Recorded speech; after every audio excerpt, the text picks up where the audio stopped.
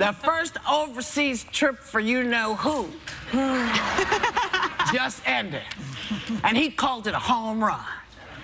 But let's take a look at his version of foreign relations.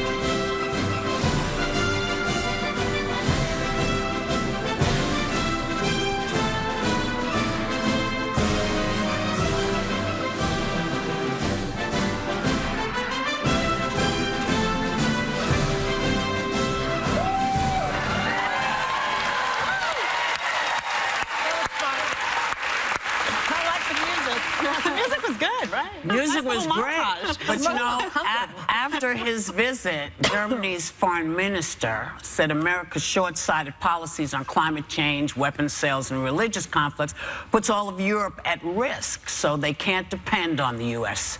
anymore. Yeah. Now, the question is, how will this affect our relationships overseas, and do his supporters care? I don't care if his supporters care. This is, I don't care. This is no longer, oh, he's doing his thing. This is endangering the world. And I think foreign leaders are not happy with him. The only reason that anybody cares whether his supporters care is so that the Republican Party can finally come to their senses and put country above party, and then say, okay, I might lose my job, but this is more important. That's not going to happen until his supporters also back up the Democrats. But the other thing is, the only reason that video is funny is we don't need to hear anything to see what's going on. And I think when you're dealing with foreign leaders and you speak different languages, your body language and everything you're saying in first impression is speaking volumes. It's so uncomfortable to watch, isn't it, when like you see him episode. pulling people, and it's Or the shove. The shove. The shove of that man. How about the fact that Montenegro? But what about Macron could have hurt his tweeting hand? Yeah, I mean, but I think now what? He'd be completely mute without his tweeting hand. It's clear that shove and the body language, as Sarah referred to, those are his power moves. He's trying to show dominance. He's written about it in his books. But what I found so disconcerting about that is that the French president, Macron, said, he compared Donald Trump to the Turkish president, compared him to Russia, and said that Donald Trump sees relationships in terms of a balance of power.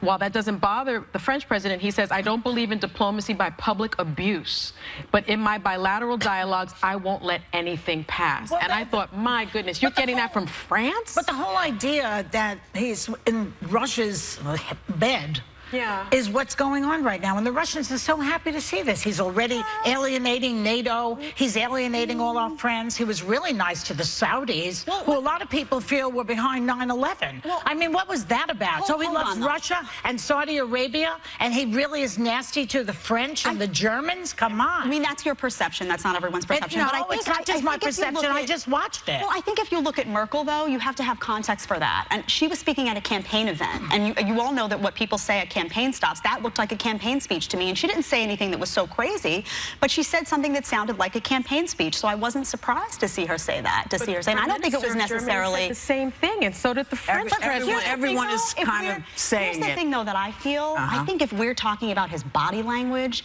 then that's a win for him, because we're not talking about his content. We're not sitting here and beefing and saying, well, Donald Trump said this, or Donald Trump's policies are destructive. We're talking about body language, and what people perceive that in large part is that the media is searching for something wrong with what he's doing because they're having a hard time finding we're it. Talking about his policies. I promise you.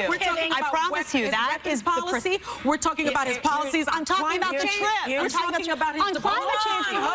Hold on. Calm down, y'all. Calm down. Hold on now. Everybody just take a breath. All right. Because can't hear anything. Can I say one thing on climate change? Sure. I just want to say one thing on climate change, because that is, people in this country didn't elect Donald Trump to be a champion to fight climate change. That was not a policy issue that they believed in. And he should leave it alone. That's why he got elected. If he wasn't elected to fix it, he should leave it alone. Right. But I'm saying he may differ. He may wind up in a position where he differs with leaders of other countries on that, but leaders of other countries weren't elected by Americans, and he won here. Let's face it. You don't have to agree. He didn't really but he won the here. election. He just won the Electoral College. 3 million people did not He vote won. for him. He won. That's called winning the election. He did not win. We are talking about his policies. We're talking about, you know, his reluctance to engage with NATO. We're talking about his sale of weapons to these countries. We're talking about climate change because that is extremely important. So we are talking about his policies, but more importantly, the other governments, the other leaders think he's a clown, and they think we're a clown by association. They're talking about his policies also. What I will do is that let me pull it closer to home. Chuck Schumer, I think yesterday or the day before, I happened to see it, was talking about the idea that they were basically saying, if you don't do what we tell you to do, we're going to take your funding. We're going to cut your funding for terrorist, was it for Homeland Security? Yeah. Oh, the sanctuary cities? If we don't do what we're being told, they're going to cut funding for Homeland Security for fighting terror. Right. And I would say that those are the kinds of things that you if you are the newly elected guy and all your stuff is here in New York, you probably don't want to threaten people in terms of cutting funding for stuff, because in fact we could be using all the money we're using to take care of him and his buildings and his family. We might have to take that money back and leave y'all behind out there on your own. You know what I mean? Because it's like, look, this is a dire situation. Whatever he was elected to do, other countries are speaking about us in ways that they weren't before. See, before everybody said, you know, everybody is talking about laughing at it. They weren't laughing at us. They knew what was going on. They knew why people stopped speaking. They knew why the next president went out and did what he did. And they also see what's going on here. And they don't blame us, which is something All I'm saying is that there's a segment of that this guy won. And a lot of things that he won and was elected to do are things that some of us may not like and some people here may not like and other countries may not like. Listen, but that, in many ways, he is fulfilling a campaign promise.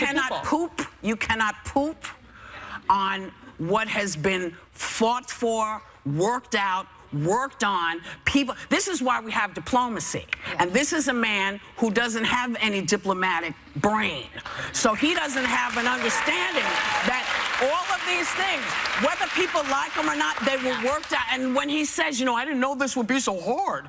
Well, this is why it's so hard, because people worked their behinds off for years on both sides of the aisle to come to terms with how to work with each other. And he's pooped all over it. I'm not defending the policy. I'm just defending the idea that elections have consequences. And this happens sometimes. I get it. I know. And this is the hell to pay. But you know what isn't hell to pay? The fact that we have to pay bills. So we'll be right back. Still ahead, cut the comedy? Why SNL and Stephen Colbert could be tearing our nation even further apart.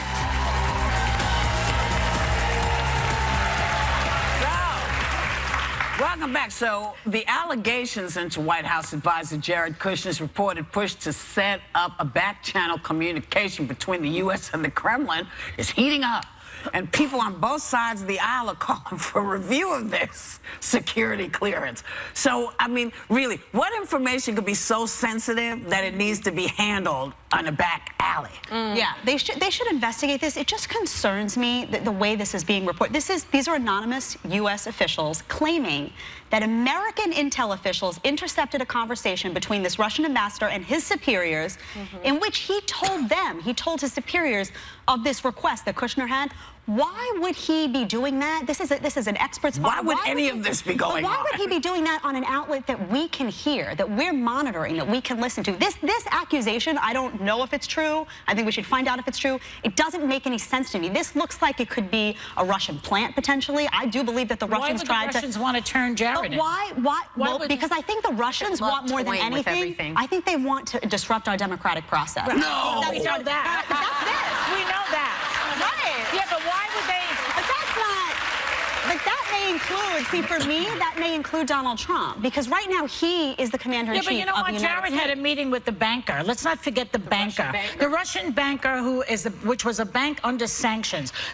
Jared Kushner owes a lot of money for this bad deal he did in Manhattan on 666 Fifth Avenue, I believe is the address. He paid double the price. He's in a hole. So he needs money. So he goes to the Russians to get the money. The bank happens to be under sanction. That's against the law. And he has secret meetings. If he's so naive and he's such a smart and good guy, why is it a secret meeting? Yeah. These are the questions Americans are asking. And we do need to, and you know what, Jed, you're right. We don't know if this is true. But that's why I said it's allegations. Yeah, we don't know if it's true, but if it's true, think about that. He went to try to speak to the Russians on a back channel using their own equipment in their embassy when he was a private citizen. We don't Guess know what? if We it's have true, though. one president at a time.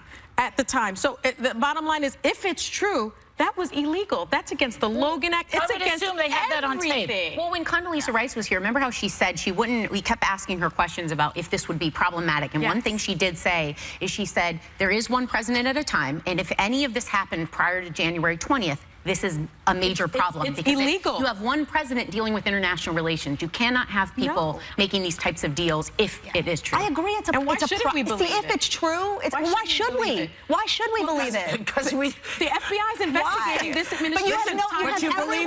But you believed everything else. You believed you believed that there were emails. You believed the email thing. So as much believe. I'm sorry? I'm saying no, not just what we found. I never want to point fingers, but I will say that a lot of people occasionally said at this very table, her emails, she's been dishonest, she's been this. So I think... But that was proven, Whoopi. That was proven. As it turns out... It was fake. It was fake. Fake news. It was fake news. The fact that she... No, what I said was proven. Yeah. What I said about her was proven. According to what I've been reading, Comey finds out at that time that this is fake news, that the Russians basically planted. And yet he doesn't, when he announces that there's some issue with Hillary's email, he doesn't tell the American people what he knows, which is, this is fake news. Yes. Right. Why doesn't he say that at that time? I don't know, but what that's proof to me... What do you think is the reason? I don't know, but isn't that proof that anything can be fake that's coming... Well, no, it's any of this can be fake. Comey was wrong in doing that. That's Everybody's what it shows right. to me. Everybody's right in this conversation. We'll be right back.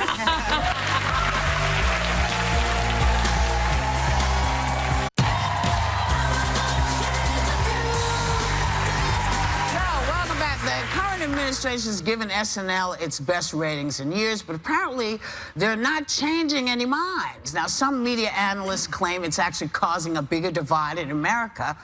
So is comedy now the problem? I mean, first it was the fake news people, then it was this, then it is... Comedy is the reason we're laughing, not crying. I think the whole point is it's something we can share, and in every administration, every party, from the beginning of time, has been able to laugh at this. Sarah Palin was one of the people that laughed the hardest with Tina Fey. Yeah.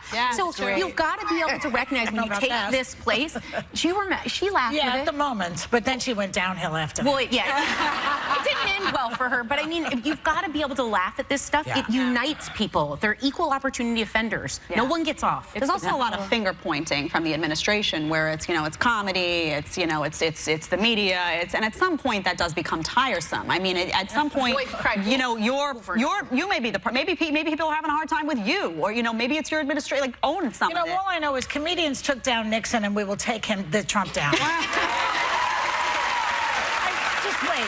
do think thought it'd be the lawyers on the front line. the lawyers or the journalists, but I do think that laughter is the best medicine for these things. You know, I have a lot of family members that are in the military and that served in the military. And we were talking this weekend about how people go to the USO and comedians entertain the troops and how very important that was for them. Al Franken did it. Who did it? He said it was the best thing he ever did. And my family members were like, we look forward to that because it's such a difficult job to do, and that comedian that comes makes a world of difference. Yeah, but they don't like it because they're making fun of him, basically. So? They're holding make up fun of everybody. They're holding up a mirror to how ridiculous and insane this is part of the job, except for this guy. Except for him. Yeah. And the idea that he thought everybody was going to go, well, okay. But see, when you're doing stuff that doesn't make sense to people, even people with no sense of humor start to recognize there's an issue. People start to go, wow, that's not even funny.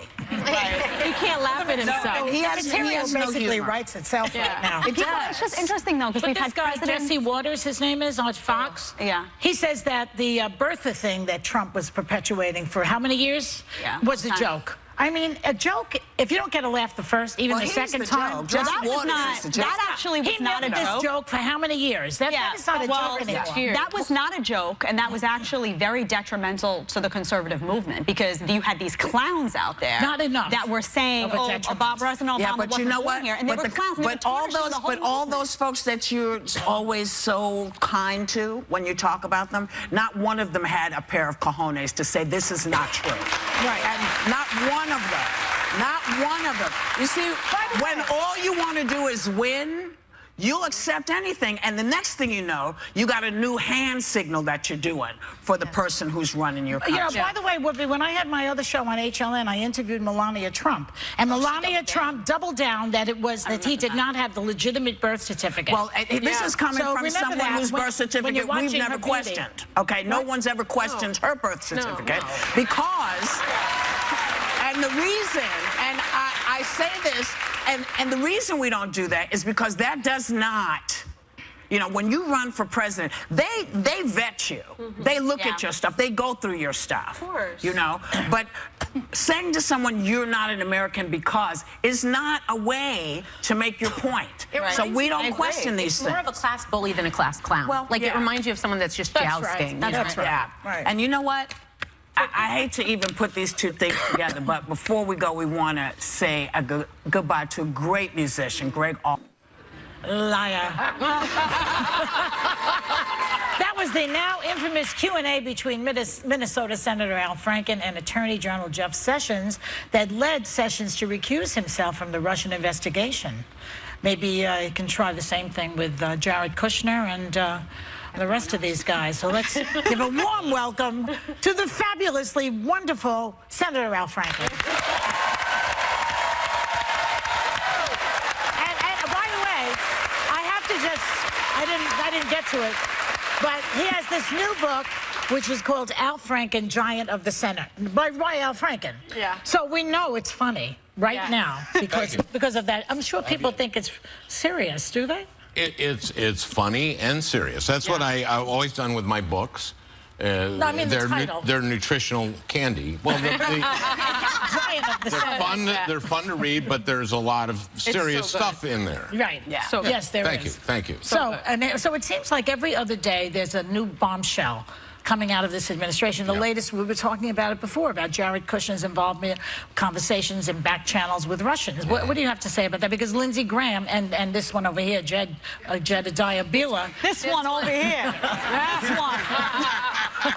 They say that you can't prove it because it's probably it could be fake news. What do you say? Saying it could be fake news. I didn't say it is. Well, look, as you say, these are coming fast and furious, and there always seems to be something that they hadn't disclosed on the disclosure forms. Right.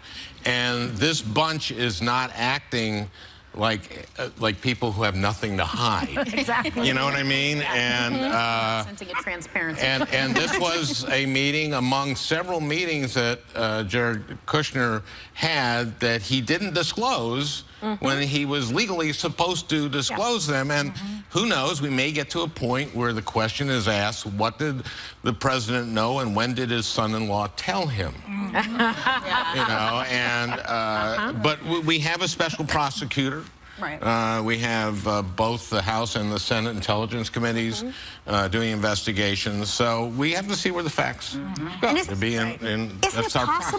it possible, though, that the Russians are just messing with us on outlets that they know we're monitoring and hoping that the media picks it up? Because I feel like they want to disrupt our democratic process, and I don't know.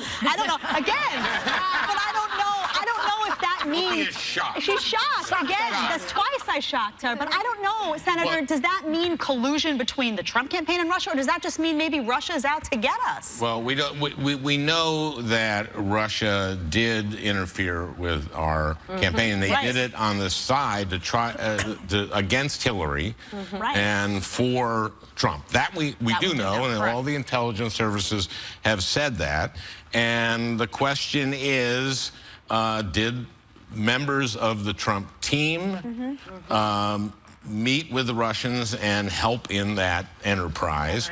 And we've seen from Flynn, we saw there Jeff Sessions. I mean, it's funny, he answered a question I didn't ask. I asked him, would you...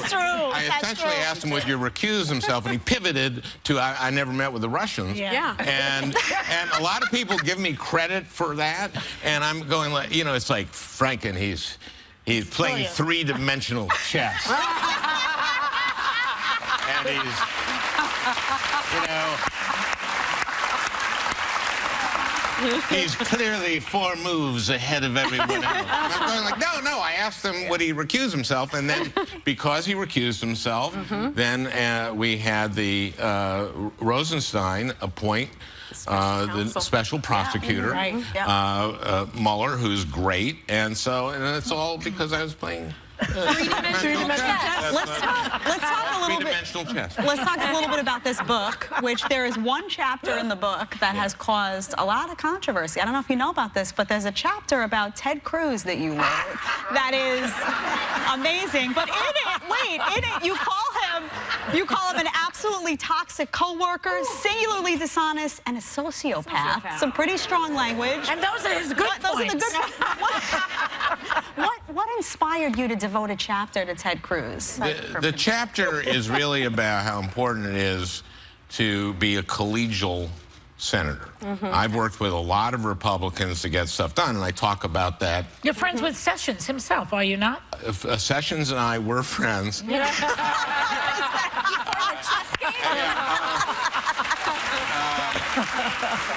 why he divulged that information to you. And, or lied to me, or whatever you want to call divulging. Anyway, so his wife knit a blanket for my first grandson. Oh wow. That's great. And Cruz's wife didn't. Did not. We got, my grandson got 98 blue blankets. Really? And not Cruz, so that tells you next grandkid. You know he's fundraising off of this stuff, and now he's responded. He's saying you're obnoxious and insulting, and he's having his moment with this. I know. In the thing I say, the thing you should know about Ted Cruz is I probably like Ted Cruz more than most of my colleagues like Ted Cruz, and I hate Ted Cruz.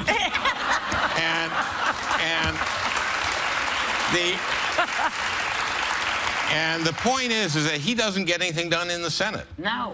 He does not get a thing done. In fact, he really got the government shut down at one point for no reason. And, you know, being in the Senate is you're like in a small town of 100 people. And if you're going to get anything done, you've got to not be the guy in the office who microwaves fish. You know what I mean? You can't. You can't be that guy. That's good.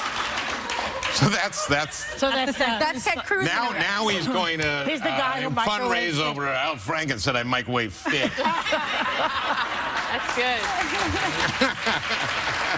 Speaking of microwaving fish, we've been talking about you-know-who's trip overseas and the damage he seems to be doing with our allies in Europe. And I don't even know what to say. Are they right to be concerned that they no longer have the U.S. as allies? Our European Well, you know friends? what is very disturbing to me, and you guys talked about it a little earlier, is climate change. Yes. And the Paris Accord, which is 100. I went to Paris for that, and 196 countries joined in, and everyone knows that this is happening. Yes. You know, I don't want my grandchildren, I have 3 now, in 50 years to say to me, Grandpa, you knew there was climate change, you were in the Senate, why didn't you do anything? And also, why are you still alive? And we can't breathe. I'll be 116 then. It could happen. Yeah. It could happen. All this money. I say, kids, it's all. Chest, baby. Yeah. Well, it's all the money we put in NIH and Institutes of Health. So, Trump has grandchildren too. Every other country knows this is happening. We know it's happening. Every scientist who has been peer reviewed on this is in agreement that the Earth is warming. We see water, the sea level rising. It does that for a reason. We have the ice caps melting. We also, when you heat up something, it expands. And this is going to be, this is an existential threat to the planet. And you know who knows this better than anybody? The Defense Department. And they are preparing for this, and the United States Defense Department expends more energy than any other institution in the world because of the planes and the ships and the bases, et cetera. And they are leading on energy efficiency and on renewable energy. Well, they stand up to the commander. Well, you have. That was a burn. We have to go. All right. That's unfair to President Trump. President Okay, I tried. President Trump has grandchildren also. It amazes me that he is not concerned about his grandchildren. What does that say about him? But we have to go. I love you so much. Thanks to Senator Al Franken. His new book, Al Franken, Giant of the Senate, is available now, and everyone in our audience is going home with a copy. We'll be right back.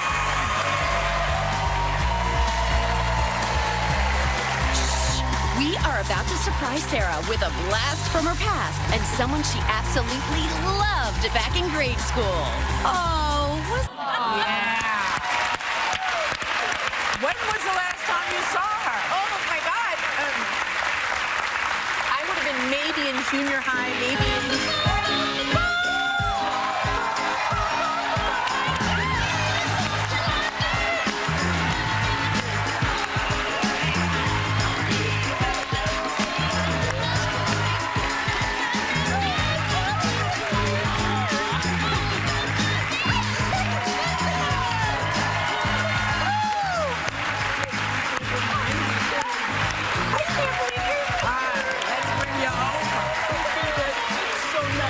Nice to see you. Come on over here. So nice to meet you. Nice to meet you. Hi. Come over here. So nice to meet you. Nice to meet you. Sarah, come on over. Come on over. Sarah, this is a better seat. Sarah has to sit here. Yeah. Sarah, you sit on that one. Yeah. No, I'm going to be on this. You're on that one? Oh, really? Yeah. Okay. If that's what you like. Oh my God. Go ahead. That's a hard seat. I know, that is a hard seat. So what do you tell us something about Sarah? She taught all of us Hayneses. She had all of us. I had all She really is surprised. Do you have any stories about Sarah from the 6th grade? I can only imagine. I have one that particularly I remember. The assignment was to write an epilogue to the K. And the prize was going to be the book, the K. and the prize was to go to a writers' conference, a young writers' conference. It was between 2 girls, Sarah, of course, and another girl.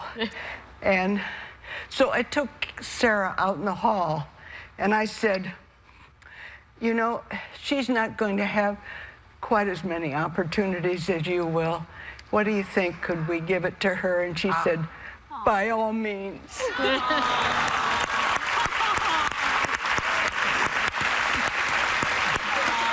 you brought a gift, I see, for Sarah. You brought her a present.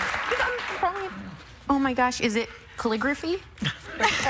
she's a master calligrapher. And a dying. She taught me how to balance my checkbook. It's a great thing. It's a great thing. Oh, it's the book, the cake.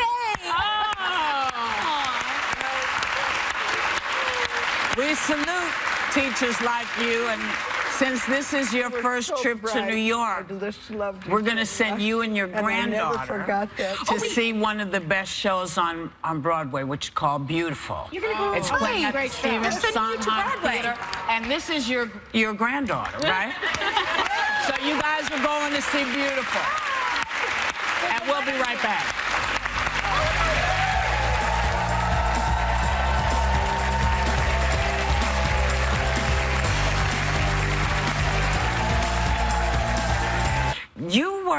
You always talk about this lady as being your absolute favorite, so congratulations on catching up This again. was the best thing anyone's ever done for me. This is really cool. Thank you for watching. Thank y'all for coming. We want you to have a great day and, you know, hang out with people you love and take a little time to enjoy the view.